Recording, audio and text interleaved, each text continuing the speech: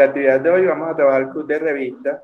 Para el club de revistas traje este artículo que básicamente compara el uso de oxígeno por cánula nasal de alto flujo comparado con la máscara facial durante la secuencia de inducción como medida de preoxigenación. Mi nombre es Freddy Rodríguez. Para esta charla me asesor el doctor Carlos Vallejo. Contenido que traigo, básicamente tengo una parte de introducción donde inclusive nombraremos la problemática que hay a raíz de esta situación. Ya procederemos a los antecedentes respecto a artículos previos al que se va a presentar. Haremos la revisión del artículo con su análisis, un espacio corto para discusión y finalmente unas conclusiones. Bueno, hay que comenzar como con definiciones básicas. Entender pues que la insuficiencia respiratoria aguda es la difusión del aparato respiratorio que produce una alteración en el intercambio gaseoso normal. Es un fracaso en el proceso, ya sea en la entrega de oxígeno a los tejidos o la eliminación de dióxido de carbono por parte de esto. Es potencialmente mortal entre 77,7 a 84,2 casos por 100.000 habitantes. Y representa aproximadamente 150 de los 100.000 causas de ingreso a urgencia. Una de las principales causas de ingreso a unidad de cuidados intensivos, y aparte de eso tiene otras connotaciones como por ejemplo aumento en los gastos sanitarios y adicional a eso también con connotaciones respecto a cuidados al final de la vida. Se clasifica de varias formas, ya sea de acuerdo a los criterios evolutivos, a la normalidad primaria, y en este que es donde haremos más énfasis, que es de acuerdo a las características gasométricas. Entonces se clasifica en tipo 1, si es hipoxémico, y tipo 2, si es hipercápnico, ya sea con o sin hipoxemia.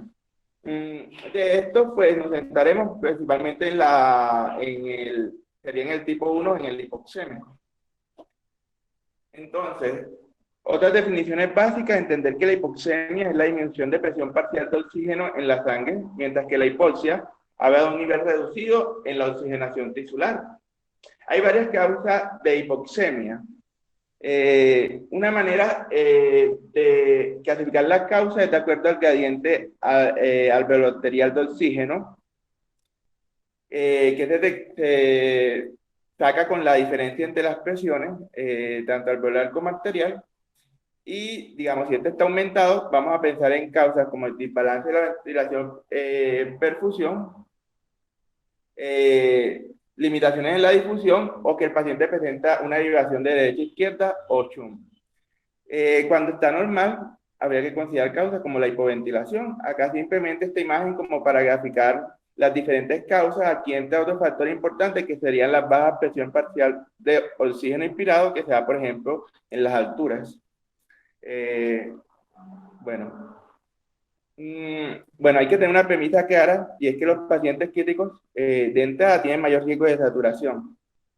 Ahora, adicional a eso, esta puede empeorar de manera aguda relacionada con la inducción, y es que se produce desaturación durante las intubaciones en un porcentaje que va del 19 al 70%. Esto va a depender de muchas situaciones. Una de esas, que es la que más una de las que más relaciones tiene, sería el número de intentos, donde, por ejemplo, más de un intento se relaciona con porcentajes de saturación del 70%, mientras que un solo intento pudiera ser del 12%. Ahora, con respecto a la hipoxemia, es importante aclarar que esta pudiera estar relacionada con mayor riesgo de arritmia, inestabilidad hemodinámica, lesión cerebral anóxica y paro cardiopulmonar, donde este último se ha encontrado que 4 veces mayor en los pacientes que presentan hipoxemia. Bueno, este es un estudio prospectivo del 2014, realizado en París, Francia, que incluyeron 3 centros de esta ciudad, y básicamente durante 6 meses lo que querían evaluar era la presencia de hipoxemia posterior a la inducción de anestesia. Encontraron que ellos definieron hipoxemia como saturación debajo de 95 y encontraron que para esta era una incidencia del 6,6%. Y bueno, y hicieron una clasificación adicional que era debajo de 90 como hipoxemia severa y encontraron una incidencia de 1,4%. Acá al lado derecho se grafica simplemente como las características previas a la inducción anestésica que estuvieron relacionadas con el desarrollo de hipoxemia. Aquí vemos que entre la edad, todas las que sean estadísticamente significativas, el índice de masa corporal, que fue una emergencia, dificultad en la intubación, dificultad para la ventilación, digamos, todo eso estuvo relacionado con mayor desarrollo de hipoxemia. Hicieron un análisis multivariado, perdón, donde encontraron como factores relacionados. Aquí vemos que fueron estadísticamente significativos el EPOC, la hipertensión, la ventilación difícil anticipada con mascarilla, la intubación traqueal difícil anticipada y uno que me parece llamativo, que es el hecho de que tuvieran una cirugía de emergencia con un OR de 1,59. Bueno, esto nos lleva a un primer cuestionamiento y es ¿con cuál solución se cuenta para enfrentar esta problemática, específicamente el desarrollo de hipoxemia? La respuesta es simple y digamos está como en la mayoría de las guías o sociedades de anestesiología y es la optimización de preoxigenación.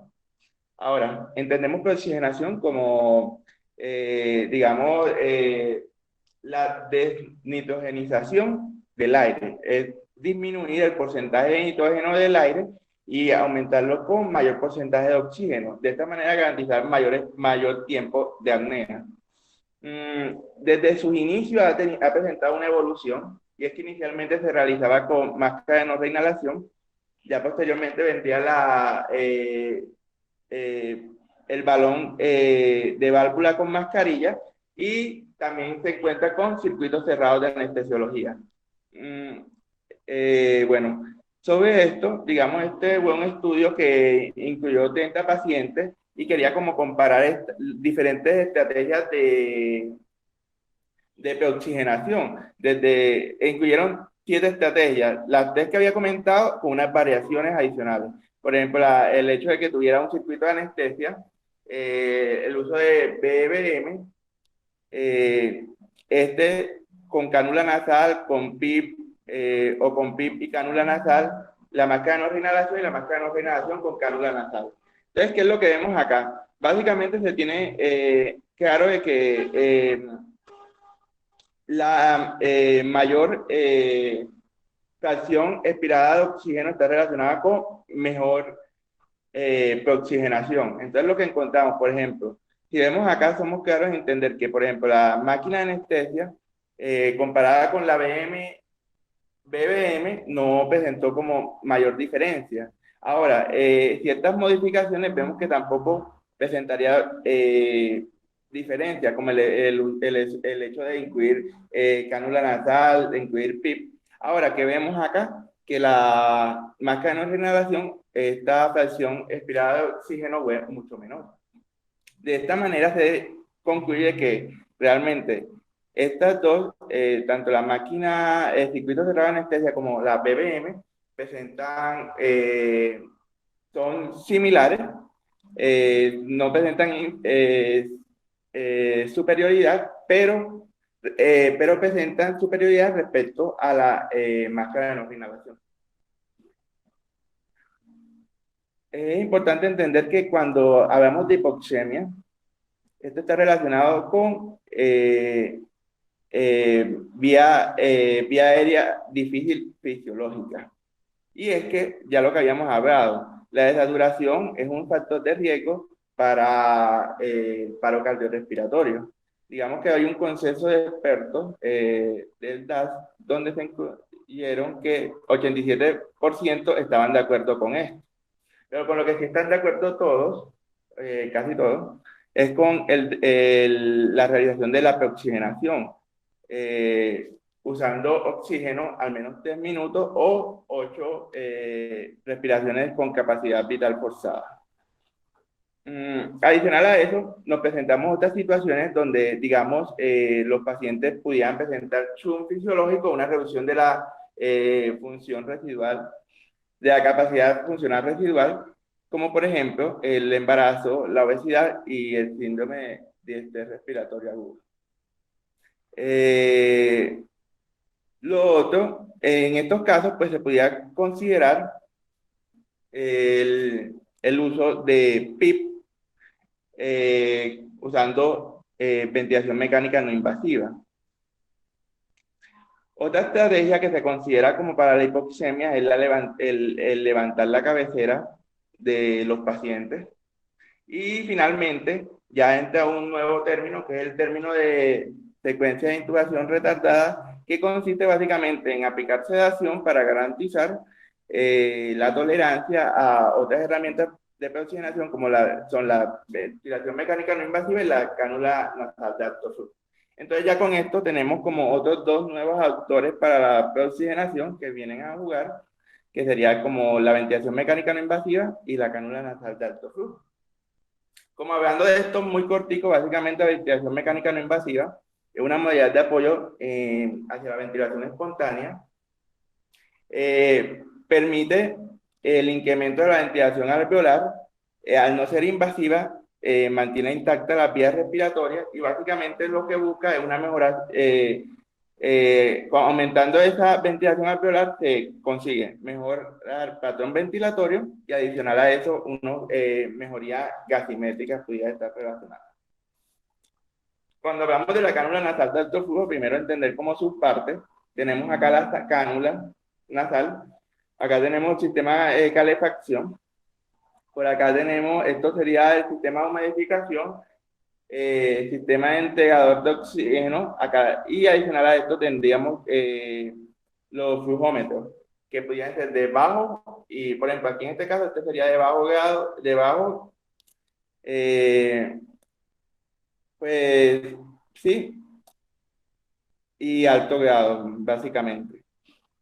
Bueno, con respecto al uso de la cánula nasal, digamos que lo que hace es que utiliza oxígeno calentado y humidificado y se puede administrar a unas velocidades bastante elevadas, que pueden llegar inclusive hasta 70 litros por minuto. Proporciona una pequeña cantidad de presión positiva en las vías respiratorias, reduce de esta manera el espacio muerto anatómico y digamos que es más tolerable que la ventilación mecánica no invasiva. Entonces, básicamente esto lo que va a ocasionar es una mejor oxigenación, facilitando la eliminación de CO2.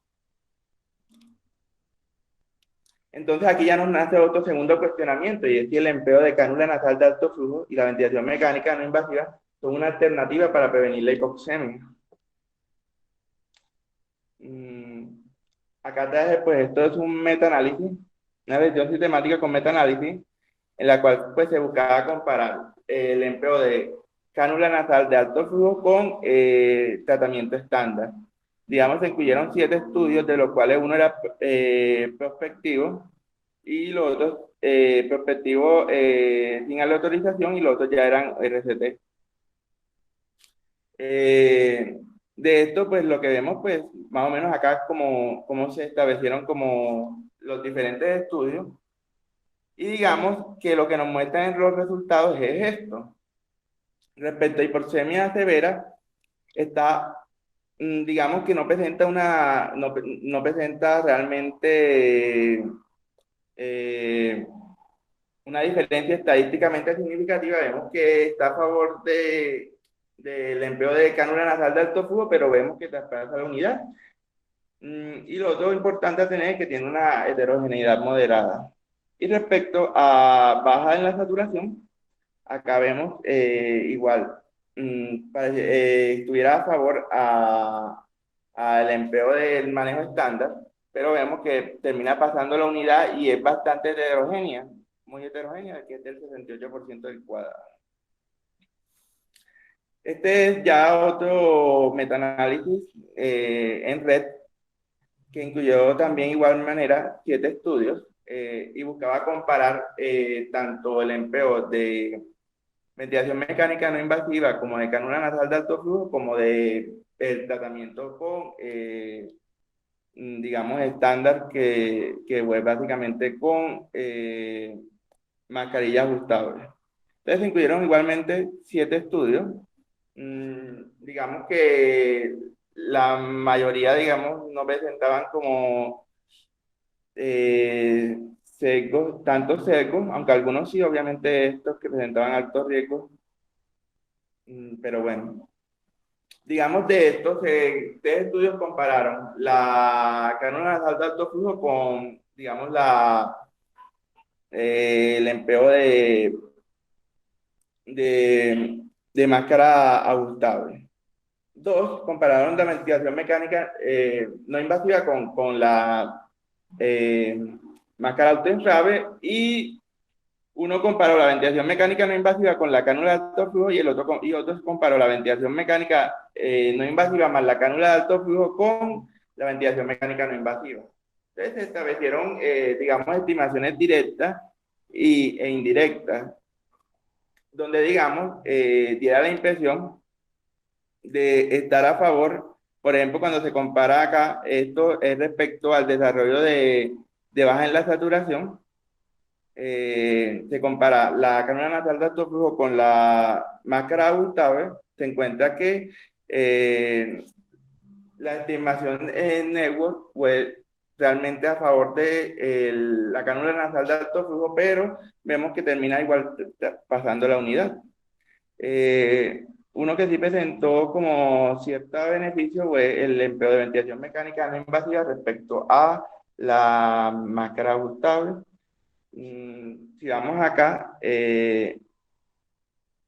la ventilación mecánica no invasiva también presentó, digamos, está a favor de la ventilación mecánica no invasiva respecto a la cánula nasal de alto flujo, y digamos que este ya no es estadísticamente significativo el empleo de ambas respecto a la ventilación mecánica no invasiva. Y bueno, básicamente lo que buscaba era evaluar el desarrollo de hipoxemia severa, la cual la definieron como menor de 80 la saturación. Vemos que para digamos, realmente un valor termina siendo estadísticamente significativo. Bueno, perdón, acá la ventilación mecánica no invasiva respecto a la macro infrared, y digamos que el network le dio estadísticamente significativo, igual que, bueno, solamente estas por el momento. Entonces, pero digamos, esto nos plantea como un panorama, que es precisamente lo que vamos a tratar. Con lo que hemos analizado hasta ahora, lo que tenemos es que la inducción anestésica se relaciona con una alta incidencia de saturación e hipoxemia, eso está claro. Ya lo mostramos en un artículo, un factor de riesgo para hipoxemia durante la inducción anestésica en la cirugía emergente. Lo otro, que existen estrategias alternativas como el empleo de cánula nasal de alto flujo y o ventilación mecánica no invasiva, pero vemos que muestran como resultados más bien contradictorios, aunque da la impresión de ser una herramienta prometedora en pacientes con falla respiratoria aguda. Me faltó decir que los anteriores 2 metanálisis que mostré eran en pacientes con, digamos, pacientes clínicamente enfermos. Entonces acá se plantea ya el escenario que vamos a tratar, y es si el empleo de cánula nasal de alto flujo y ventilación mecánica no invasiva son una alternativa para prevenir la hipoxemia en escenario de cirugía emergente. Se hizo una búsqueda corta de la literatura con PubMed, y digamos, pues inicialmente se agregó el conector OR, pero se daban muchos resultados, inclusive cuando se trataba de, de disminuir la búsqueda, o más bien seleccionarla hacia metanálisis o ensayos clínicos, igual daban demasiados resultados.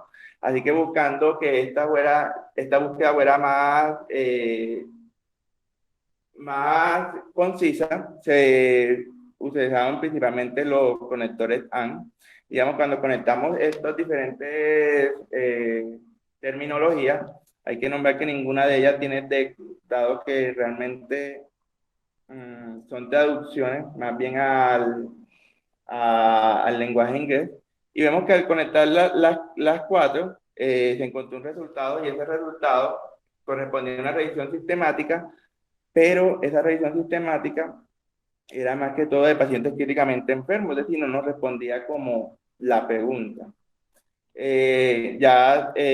Digamos, seleccionando solamente, trayendo ya la ventilación mecánica no invasiva, encontramos dos resultados donde encontramos igualmente esa revisión sistemática que habíamos nombrado y encontramos otro que era simplemente pues una guía.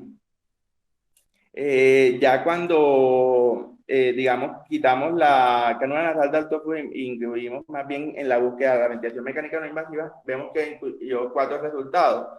Los dos que habían nombrado anteriormente, y adicional a eso, se encontraron dos ensayos clínicos aleatorizados. Uno en pacientes críticamente enfermos y pero digamos, al leer el acta de vemos que era más que todo pacientes con cirugía electiva, es decir, se sale de lo que estamos buscando, que era cirugía emergente. A raíz de eso se decidió hacer una búsqueda más bien cruzada a través de revisiones de review y, digamos, referencias, digamos, planteadas en esta. Entonces, ¿qué es lo que tenemos? Tenemos inicialmente un estudio que fue realizado en un solo centro y buscaba comparar el empleo de cánula nasal de alto flujo. Acá esto simplemente decide, digamos, es otra traducción transnasal humidificada. Y compararlo con la máscara facial para la preoxigenación. Y digamos, lo que buscaron evaluar era cómo cambiaban los gases arteriales respecto a una estrategia comparada con la otra. Por ejemplo, para la PO2, a todos los pacientes se les tomó gases arteriales posterior a esto. Y, digamos, por ejemplo, para la presión arterial de oxígeno se encontró que con la estrategia de la cánula nasal de alto flujo se encontraron presiones de 43,7 que eso básicamente, llevándolo a milímetros de mercurio, traduce más de 300. Y en la estándar 41,9. Entonces, realmente, digamos, esto no mostró como hipoxemia en ninguno de los dos casos. Otras variables importantes, pues digamos, la presión arterial de CO2 no tuvo diferencia significativa, el pH tampoco tuvo diferencia significativa. Lo que sí presentó una diferencia, inclusive estadísticamente significativa, era respecto al tiempo, donde fue mayor en los pacientes que usaron cánula nasal de alto flujo. Dan la explicación de que probablemente relacionada con dificultades técnicas para el empleo de esta. Digamos, ya este otro estudio, también unicéntrico en Suecia, se incluyeron en total 79 pacientes en el análisis. Para alcanzar un poder estadístico de 80, ellos calcularon que deberían haber 39 en cada grupo. Hicieron lo mismo que en el estudio anterior, comparar la cánula nasal de alto flujo con la máscara facial, pero acá evaluaron la presencia de saturación en los diferentes grupos. Entonces se encuentra que por lo menos en el grupo de máscara facial, digamos, pusieron valor de saturación por debajo de 93%, se encontraron en total 5 pacientes, lo cual correspondía a un 12,5%, mientras que en el grupo de alto flujo, cánula nasal de alto flujo, no se encontró nada de saturación e inclusive todos se mantuvieron por encima del 96%. Entonces llegamos al artículo el cual vamos a analizar. Entonces, digamos, la pregunta de investigación que surge a raíz de este artículo es si en pacientes sometidos a cirugía emergente, estrategia de preoxigenación con cánula nasal de alto flujo comparada con el empleo de mascarilla facial ajustada, si esta disminuye la presentación de saturación debajo del 93% desde el inicio de la preoxigenación hasta un minuto después de la intubación. Se evaluaron resultados, los desenlaces primarios básicamente era el número de pacientes que desarrollan saturación debajo del 93% en ese periodo de tiempo estipulado, y los resultados secundarios, la concentración de gas, que eso básicamente equivaldría a la concentración que está de oxígeno y de dióxido de carbono al final de la expiración.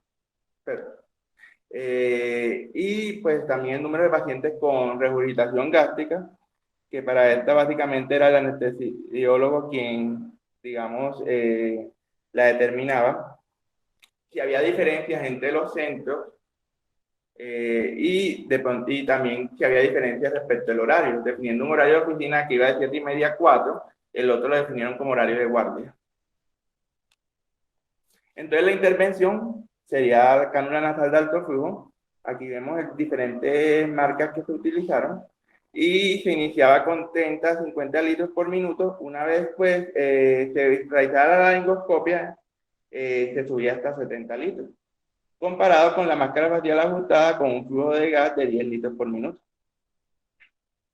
Entonces vemos que es un estudio multicéntrico prospectivo aleatorizado, controlado y abierto, en el cual se desarrolló en 6 centros de Europa, 5 en Suecia y 1 en Suiza. Y acá vemos con los criterios de inclusión, que fueron básicamente pacientes adultos que se sometían a cirugía de emergencia, en lo que se planificaba la secuencia rápida de intubación. La exclusión incluyeron el índice de masa corporal, el embarazo, la necesidad de ventilación mecánica no invasiva antes de la anestesia, el hecho de que no llegaran a saturaciones mayores a 93% durante la oxigenación y, digamos, pacientes que no podían dar su consentimiento.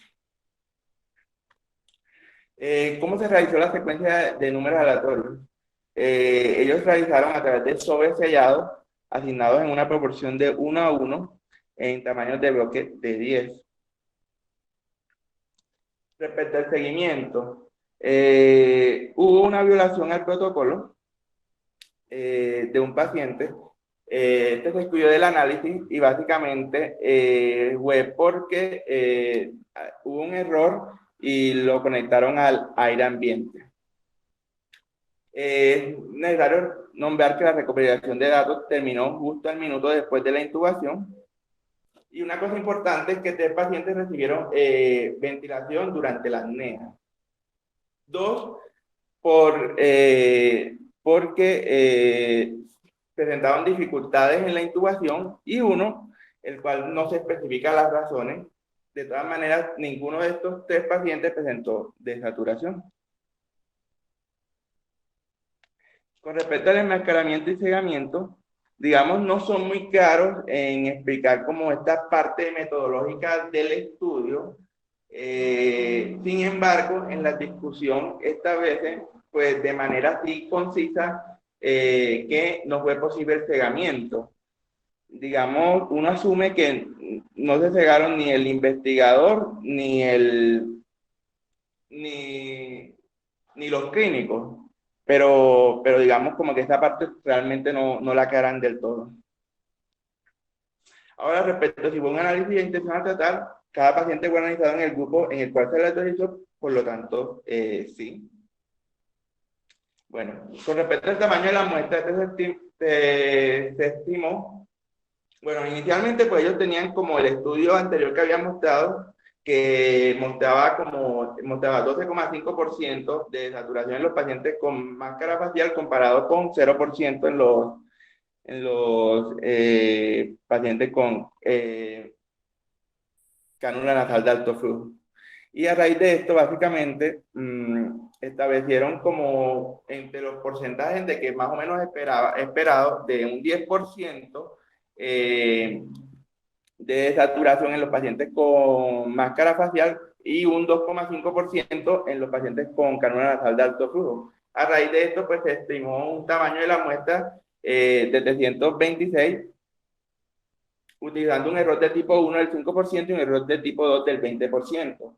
Y para lograr con esto una potencia del 80%. Buscando pues ajustar el resultado y posible abandono, se estableció un objetivo de incluir 350 pacientes. Bueno, respecto a si los grupos fueron similares al inicio, en general sí, vemos que la mayoría de las características son similares.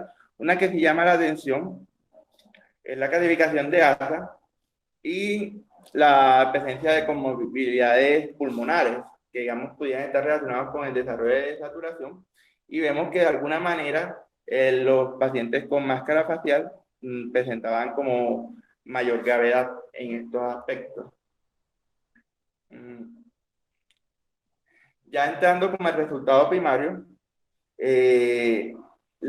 la saturación de oxígeno cayó por debajo del 93% en 5 pacientes con cánula nasal de alto flujo que correspondía al 2,9% y en 6 pacientes de mascarilla facial que correspondía a 3,4%. Una P de 0,77 no estadísticamente significativa. Y es lo que vemos acá, pues, básicamente. Entrando pues en los resultados secundarios, quiero nombrar acá pues la diferencia entre los diferentes centros, donde vemos que este centro es de Suiza, Suiza, presentó 7 de los casos de saturación. Una diferencia notoria respecto a los centros de Suecia. Y ya entrando como en los desenlaces secundarios importantes, ya habíamos hablado de que, por ejemplo, la fracción excretada de oxígeno era un buen marcador de preoxigenación y vemos que llamativamente pues, fue mayor en los pacientes con máscara facial respecto a los pacientes con cánula nasal de alto flujo. Y esto fue estadísticamente significativo. Bueno, ahora sí como parte de la discusión, pues digamos que hasta hace poco probablemente esto no era tan empleado.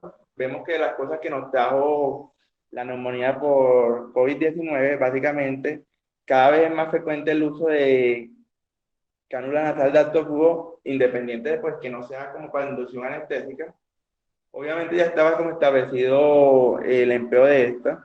Quisiera saber si alguno de la audiencia me puede responder esta pregunta y es si consideran el empleo de la cánula nasal de alto flujo una herramienta apropiada para la oxigenación para pacientes con emergencia quirúrgica. Obviamente yo daré la respuesta, mi concepto al final, después de eso, pero me gustaría que alguien como expresara su opinión. Freddy, con el doctor Barros. Bueno, doctor Barros, ¿cómo está? Bien, gracias, Freddy. Bueno, escuchando los argumentos de lo que planteas ahí, en un momento ideal, pues que tuviéramos todo y no estuviéramos en esta pandemia, pues uno diría que la cánula de alto flujo, pues definitivamente sí sería una herramienta que uno podría utilizar, ¿cierto? Para poder oxigenar a un paciente.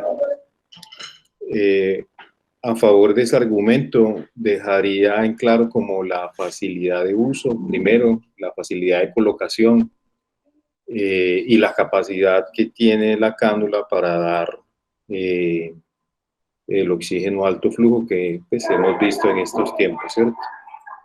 No está en todos lados, entonces por lo tanto uno diría que lo usaría de acuerdo a la disponibilidad que tuvieran los servicios de emergencia, ¿cierto? Sería como mi concepto sobre esa pregunta. Muchas gracias, doctor Barro. Santiago Quintero va a hablar. Sí, buenos días a todos. Yo pienso que una de las limitaciones y es algo que todavía ha quedado en deuda con el uso de la cánula de alto flujo en el escenario de preoxigenación del paciente crítico, y es que cuando uno tiene un paciente con una falla respiratoria aguda que de base tiene una hipoxemia grave o podría irse pues hasta una hipoxemia moderada, ahí es cuando todavía los resultados no son muy claros en prevenir pues, la hipoxemia de los pacientes. Sobre todo, pues uno se pregunta en esos pacientes que tienen ese shunt fisiológico, si uno realmente con un método como este de la cánula de alto flujo, si alcanza pues como a hacer un buen reclutamiento alveolar que te asegure pues ese tiempo de apnea. Entonces yo pienso que en el paciente con hipoxemia grave de base, con una falla respiratoria aguda inminente en malas condiciones que llega al servicio de urgencias, creo que en ese no, no sería pues el candidato. Listo. Bueno, ya ¿alguien más va a ver o bueno, damos continuidad? Más bien, para responder si son los resultados válidos. Respecto a si se realizó de manera aleatoria la asignación de los tratamientos a los pacientes, la respuesta sería pues que sí. Ya vimos cómo se realizó. El análisis pues fue por intención a tratar. Respecto al enmascaramiento, este no se mantuvo.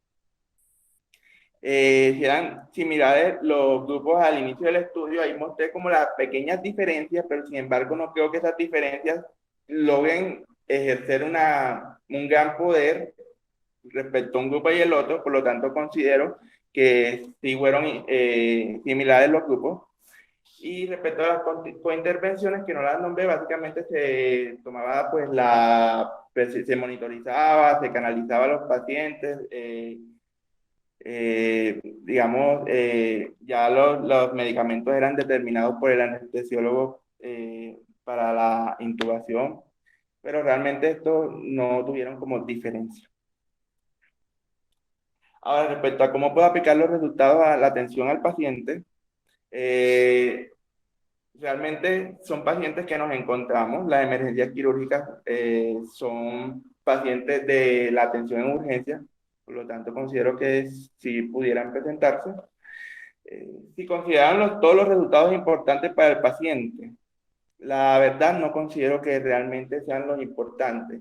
Primero, por el valor que toman como saturación, que es 93%. Ya más adelante voy a hablar un poquito de eso, pero aparte no consideran otros factores importantes como las complicaciones que vimos relacionadas con la hipoxemia, como lo es el paro cardiorrespiratorio, la adhesión anóxica, entre otras. En el patio. Bueno, y respecto a si valen los probables ventajas del tratamiento experimental, los posibles daños y costos, vemos que con la actual pandemia, vemos que probablemente este recurso da la impresión de ser más disponible respecto a épocas anteriores, pero aún así, pues yo no considero que toda esa parte, pues lo que mostré con los estudios, por lo menos para los pacientes quirúrgicos, no considero que implique como ese gasto sin mostrar como diferencias respecto al manejo estándar. Entonces, como limitaciones del estudio tenemos que no se realizó un cegamiento y ahora lo de la saturación por debajo del 93%. Y es que básicamente las complicaciones relacionadas con la hipoxemia están más que todo relacionadas con valores de saturación mucho más bajos, o sea, de valores por debajo del 70%. Entonces, de esta manera, considerar como valores por debajo del 93%, digamos, no va a influir mucho en las probables complicaciones relacionadas con la hipoxemia.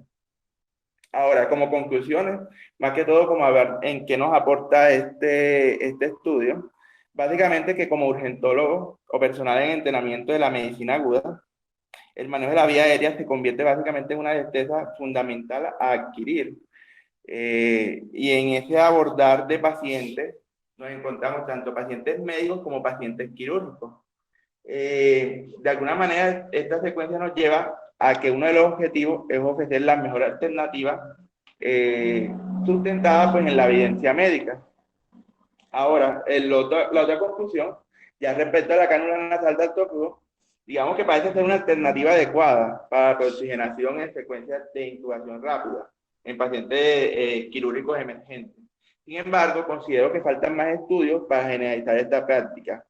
De momento, pues yo considero que lo expuesto no implicaría necesariamente un cambio en la conducta clínica actual pues, que tomamos. ¿Es lo que tenía para ustedes? Quedo atento a sus sugerencias y preguntas.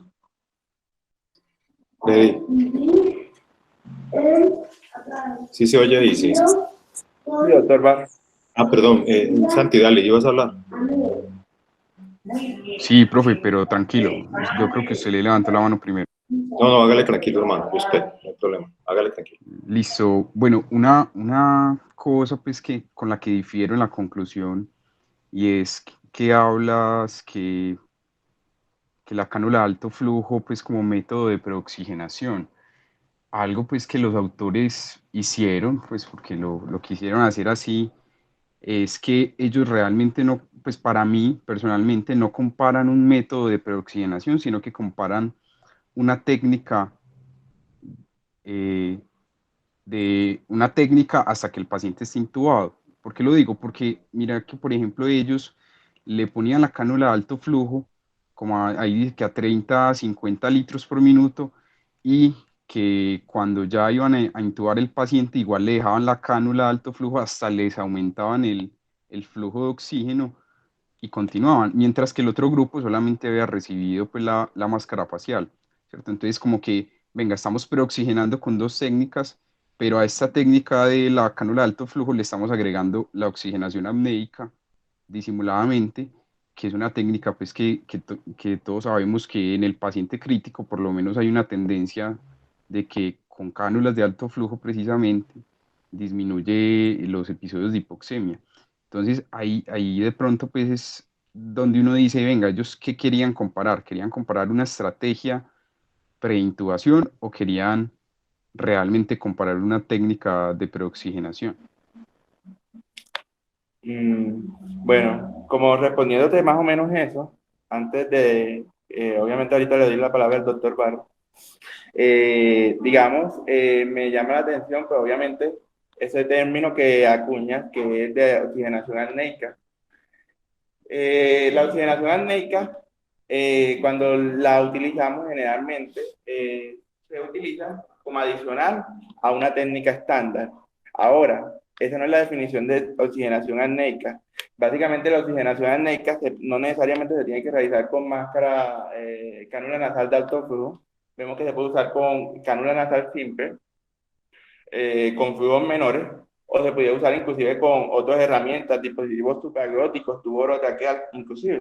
Entonces, realmente, digamos, ese es un término que cada vez como que, digamos, uno lo entiende porque se mueve en el medio, pero digamos como que no se le acuña respecto a la técnica que es.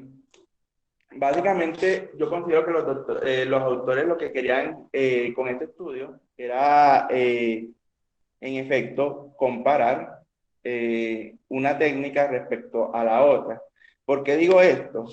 Porque hay cierta variación, y es que precisamente lo que vengo hablando, cuando uno usa una técnica de oxigenación apneica, que digamos es la que tiene evidencia en pacientes con sobrepeso, en pacientes embarazadas, que garantiza pues mayor periodo de apnea, inclusive hablan que hasta periodos de apnea de hasta 1 hora. ¿Qué es lo que pasa? Básicamente se le está garantizando una oxigenación por una cánula nasal, y esta se refuerza con, perdón, se está dando una oxigenación con máscara facial, y esta se refuerza con la cánula nasal. Entonces, realmente, al haber ese cambio de un sistema a otro, es decir, sacar esa partecita que es la parte de la máscara facial y compararla pues, con solamente cánula nasal de alto flujo, yo sí consideraría pues, que lo que buscaban, el objetivo era realmente comparar.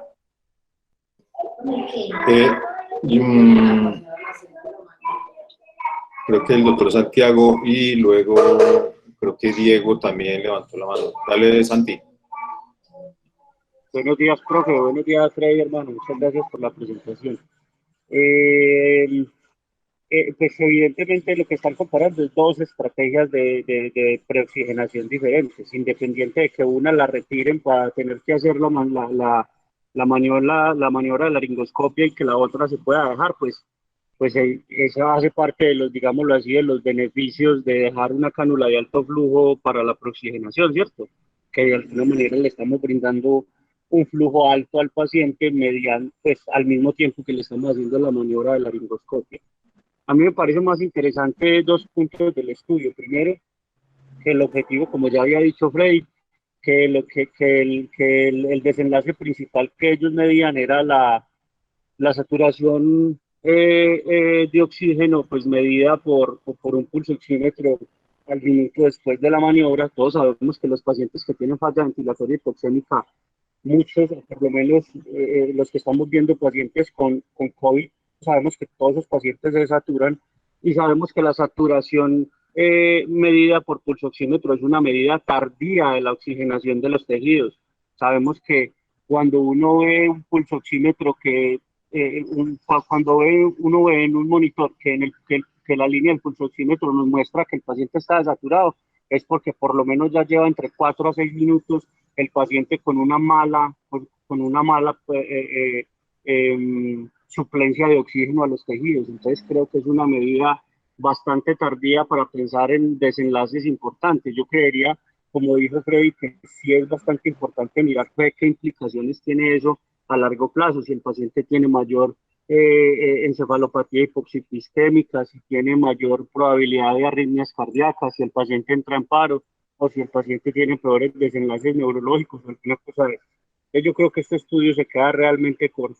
Y lo segundo es que uno no puede trasladar la información de un grupo de pacientes a otro, y evidentemente estos eran pacientes con patología quirúrgica, y era que se les hizo la maniobra de intubación en un escenario diferente al que nosotros manejamos, ¿cierto?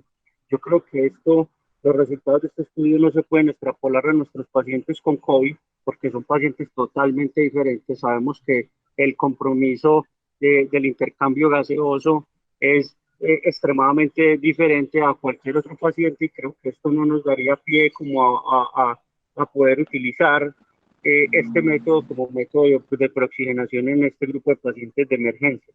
Además de eso, lo que hablaba el profe Barros, pues que realmente la cánula de alto flujo no está tan disponible, si bien sí la hemos utilizado con más frecuencia en los últimos años, pues no tenemos oxígeno para utilizarla. Entonces, cuando uno va y hace turnitos por ahí en una unidad de cuidado intensivo X, uno se da cuenta que no la puede utilizar porque no se puede gastar el oxígeno que hay. Entonces, realmente tenemos muchas dificultades para poder utilizarla. Yo creería que uno pudiera intentar este método de oxígenación en el paciente que ya tiene cánula de alto flujo como tratamiento para su patología hipoxémica y que ya tiene criterios de falla en ese tipo de ventilación, y entonces usted lo va a tener que intubar. Entonces usted le deja la canulita de alto flujo mientras le hace la maniobra de intubación, pero creo que no sería el método pues como iniciar esta maniobra para intubar el paciente. Creo que no, en nuestro medio no es posible. Eso era lo que tenía que decir. Listo, muchas gracias. Diego, ¿habías levantado la mano o no? Sí, profe, buenos días. Dale, Diego. Freddy, muchas gracias por la charla, estuvo muy buena. Para resumir, pues estoy muy de acuerdo con lo que mencionaba el OSO y con lo que dijo el profe de la no disponibilidad, pero entonces vamos a entrar en lo que mencionaba Santiago de versus un método de preoxigenación versus oxigenación apneica, y la respuesta de Freddy. A mí me parece que en parte, digamos que el estudio no me parece que esté balanceado, precisamente por eso, porque se está, y como lo mencionaba Loso, en los pacientes con máscara, pues la retiran para la intubación, en esto se quedan con la cánula. Entonces no sé si de cierta manera están recibiendo más oxigenación. No sé si de pronto el estudio hubiera buscado una manera de que ambos tuvieran oxigenación apneica, porque considero pues que en lo que he leído son dos intervenciones diferentes. Entonces eso pudo de pronto como maquillar un poquito los resultados a favor de la cánula de alto flujo, pues porque esos pacientes obviamente iban a hacer menos hipoxemia que el otro grupo, porque durante todo el proceso de la intubación de cierta manera estuvieron recibiendo oxígeno, y oxígeno a alto flujo, que realmente es la indicación de la oxigenación apneica. No sé qué piense al respecto Freddy o los demás de eso. Sí, Diego, ahora que comparar te dos escucho cosas como eso, diferentes. entiendo más bien como lo que quería plantear Santiago Quintero en un principio, y viéndolo bien sí tiene como todo el sentido del mundo, y es que, digamos, ¿por qué no retiran la, la máscara facial y retiran la cánula nasal de alto flujo al mismo tiempo? Es como el punto, ¿cierto? Que uno de pronto está más, no están como tan balanceadas las intervenciones, es lo que entiendo. Pero digamos, sobre eso, el único punto que tengo, obviamente, hay que ver que precisamente esa es como de las ventajas que nos ofrece la cánula nasal de alto flujo, y es que precisamente no dificultaría pues la laringoscopia. Entonces, digamos, tratando de aprovechar el recurso en su máximo nivel, no lo veo como tan mal que se emplee de esa forma. Eh, Sería como mi respuesta a esta interrogante. Sí, solo que lo que digo es que estoy muy en acuerdo con lo que dijo Santiago. Creo que fueron dos intervenciones diferentes finalmente. Listo, gracias.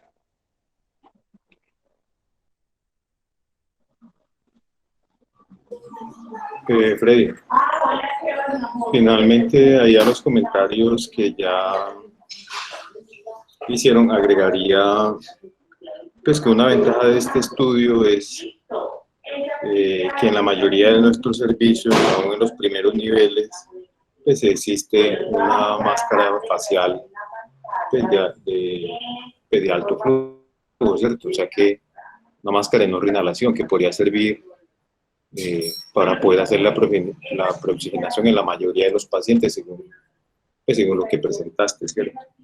Algo que agregaría, en lo cual difiero mínimamente de lo que expuso Santiago, es, estoy de acuerdo que los pacientes COVID y los cirugías de emergencia no son iguales respecto a la patología, pero sí hay cierta similitud, perdón, y es en el consumo de oxígeno, ¿cierto? Muchos de estos pacientes pueden tener consumo de oxígeno aumentado y que, como se sabe, pues va a causar una más rápida desaturación,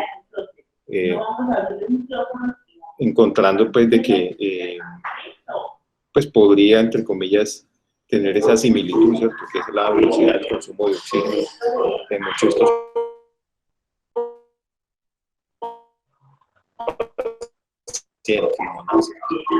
Entonces, básicamente en eso.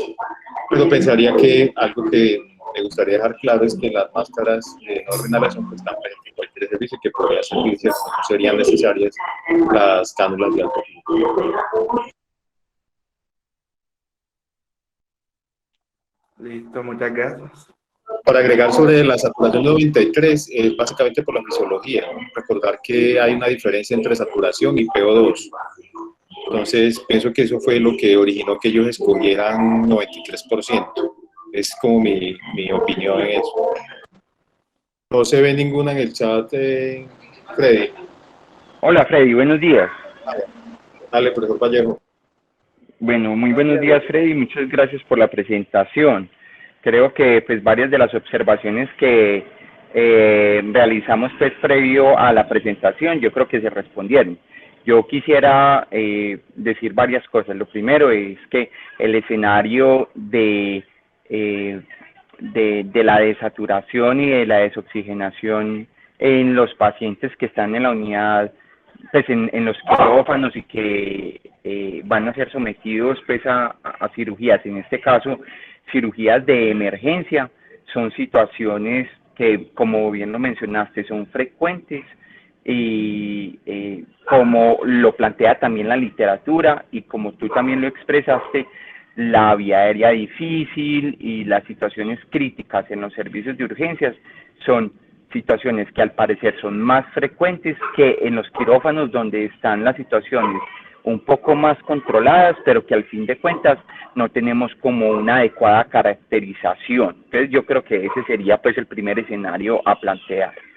Lo segundo es que como estandarización al momento de la intervención de la vía aérea, es decir, al practicar pues una vía aérea avanzada, una intubación endotraqueal, pues el estándar que se maneja es la máscara facial bien ajustada con la oxigenación que realice el médico, asistiendo al paciente o con la respiración espontánea del paciente. Entonces aquí digamos que lo que se quiere tratar de evaluar es si ese método estándar cambia en algo con respecto pues a la cánula nasal de alto flujo, que incluso en varios momentos en estas mismas reuniones se ha mencionado como una estrategia que pudiera ser utilizada para disminuir el riesgo de la desoxigenación. Y con respecto a la desoxigenación, pues sabemos los efectos deleterios y graves que puede presentar el paciente cuando la experimente, incluso llevarlo al paro cardiorrespiratorio. Entonces, lo de escatimar, pues no se deben escatimar esfuerzos en disminuir el riesgo de desoxigenación en los pacientes y en situaciones críticas, teniendo en cuenta que eso puede incluso llevar al traste la vida del paciente. Eso, pues, digamos que con respecto pues a las consideraciones que pudieran dar el espaldarazo para el desarrollo de estudios, no solamente de esta índole en quirófano, sino en urgencia. Lo que pasa es que, digamos, no hay estudios necesariamente en nuestro escenario, pero un escenario, digamos, algo similar o parecido, pues es este, pues, del paciente críticamente enfermo en quirófano. Entonces ese sería el escenario. Ahora sí, esto tienen ustedes toda la razón. Esto es digamos, un desenlace subrogado. El desenlace subrogado de la desaturación, y Santiago bien lo dijo, pues cuando el paciente está desaturado periféricamente, ha trasegado mucho trecho, pues esa hipoxemia, y probablemente el paciente tendrá una hipoxemia mucho más profunda de la que nosotros evidenciamos en el pulso oxímetro. Entonces es importante pues tener en cuenta eso. Y tener un paciente pues adecuadamente saturado en una intubación, yo creo que sería óptimo pues para manejarlo, no solamente la oxigenación, sino adicionalmente a eso las circunstancias por las cuales el paciente se tornó críticamente enfermo y probablemente desaturado. Yo te había hecho previamente una pregunta y sí me gustaría que profundizáramos dentro del punto de vista metodológico, y es si el cegamiento en este caso de la intervención, pues porque lo mencionas y lo nombra el artículo, es si el no cegar la intervención hace inválido el resultado del estudio. Gracias, Freddy. Respecto a esa pregunta, de entrada partimos en que es algo que es imposible, o sea, metodológicamente imposible realizar un cegamiento. Entonces va a terminar siendo un estudio abierto. ¿Qué me parece a mí llamativo? Que no hubiera un cegamiento, o por lo menos no lo expresaran de los investigadores. Diera la impresión que básicamente era un estudio abierto donde inclusive los investigadores conocían la aleatorización. Entonces yo pienso que eso le quita obviamente validez interna al estudio, no necesariamente lo hace inválido, pero sí digamos como que en un escenario ideal no es lo que esperaríamos. Ojalá, lo ideal, lograr un cegamiento adecuado, obviamente.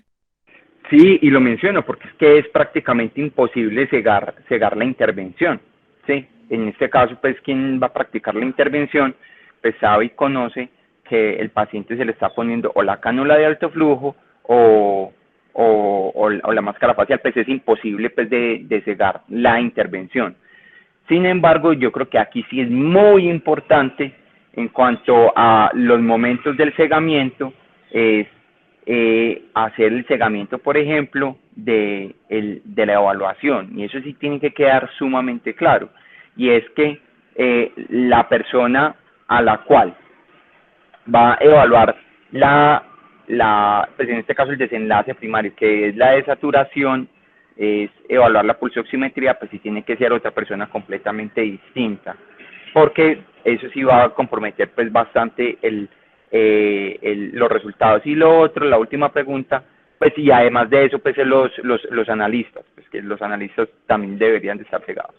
Y la última pregunta es que qué proporción o qué porcentaje se puede sobreestimar del desenlace en cuanto pues, a los resultados cuando no hay un adecuado segamiento? Honestamente no tengo la respuesta.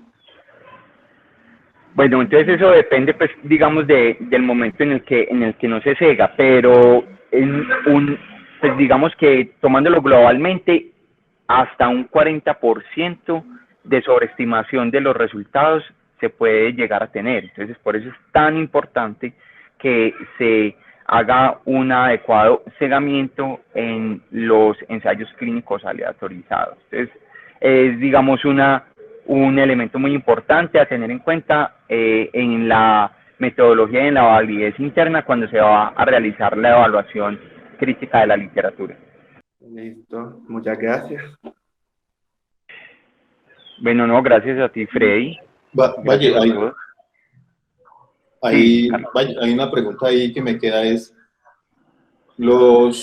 a pesar de los problemas de segamiento de este estudio, los resultados permiten en su validez externa, en su aplicación, pues de que cualquier médico en una unidad de primer nivel pues utilice confiadamente la máscara de no reinhalación para preoxigenar a sus pacientes,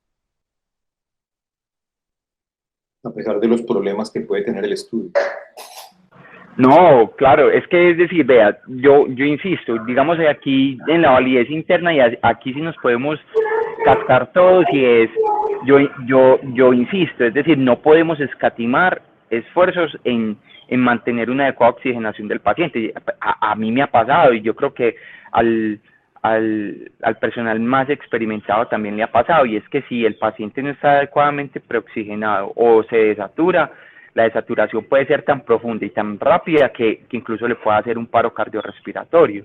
En un paciente crítico, tener un paro cardiorrespiratorio es una catástrofe. Pues sáquelo del paro y manténgalo vivo. Pues ya ahí digamos que nos enfrentamos también a otro escenario pues mucho más grave. Entonces sí, yo creo que se deben de hacer los esfuerzos importantes. En un primer nivel donde uno no cuenta, pues digamos, con todos los recursos, pues ofrecerle al paciente pues lo mejor que tengo. Una máscara de no reinhalación podría ser una importante intervención, pues desde mi perspectiva, en un nivel donde usted cuente pues con uno de los recursos más importantes. Por ejemplo, lo hemos intentado en algunos escenarios, ventilación mecánica no invasiva, ahora pues que tenemos el recurso, antes no lo teníamos y ahora sí lo tenemos, la cánula nasal de alto flujo, pues yo creo que sería una opción, pues es decir, aquí satanizar pues al que la utilice, yo no me atrevería pues a hacerlo, pero sí hacerlo pues con mucha precaución. Sin embargo, yo creo que para medir los resultados y decir, ole, esto sirve y a futuro, pues específicamente en este escenario que planteaba Freddy, del paciente que va a ser llevado a cirugía emergente, va a ser la práctica estándar, pues bueno, por lo menos la literatura llegará a su punto de demostrarlo. Pero yo creo que hay que ofrecerle pues lo mejor posible para evitar la desaturación. Entonces yo creo que lo que tú mencionas, Carlos, es si tienes un dispositivo que ha demostrado que funciona, pues hay que utilizarlo. Sí, de acuerdo. Gracias, Freddy. Bueno, ya siendo 8:05 AM, gracias a todos por cumplir, por estar acá. Gracias, Freddy, por el tiempo y por ajustarse el tiempo. Feliz día a todos. Muchas gracias, hasta luego, feliz día.